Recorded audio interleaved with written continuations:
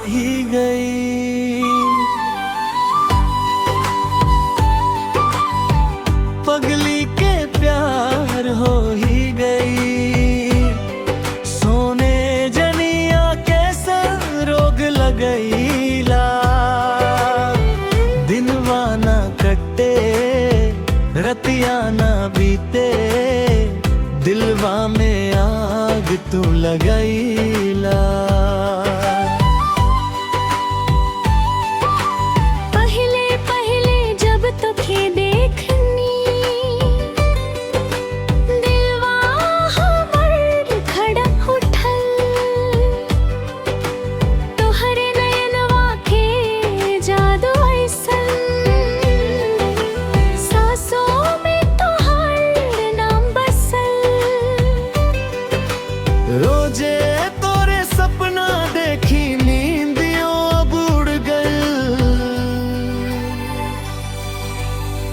पगली के प्यार हो ही गई। सोने जनिया कैसा रोग लगईला। दिनवा ना कटे रतिया ना बीते, दिलवा में आग तू लगईला।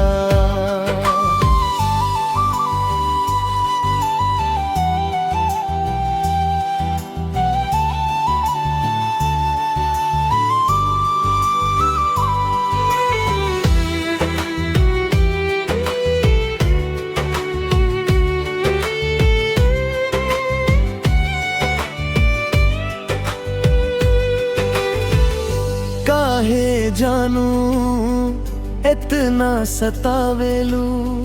हंसी हंसी दिलवा चुरावेलू। तोहरे बिना एक पल न लागे, प्यार के आग लगावेलू। पुरना पगली के प्यार हो ही गई। सोने जनिया कैसन रोग लगईला।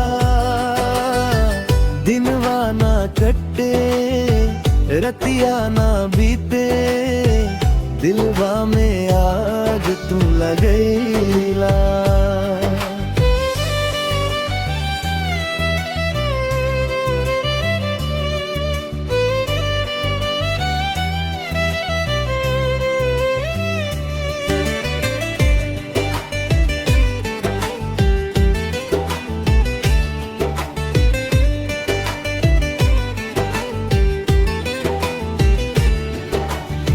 चांद से उजर तोहार मुखड़ा, फूल से मीठ लागे बत्तियां।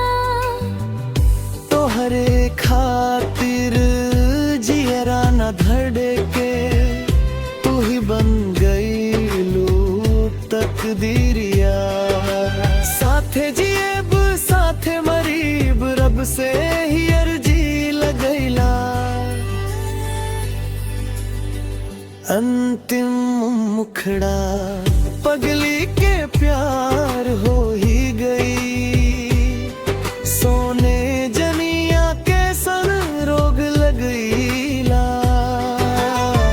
दिनवा ना कटे रतिया ना बीते, दिलवा में आग तू लगईला।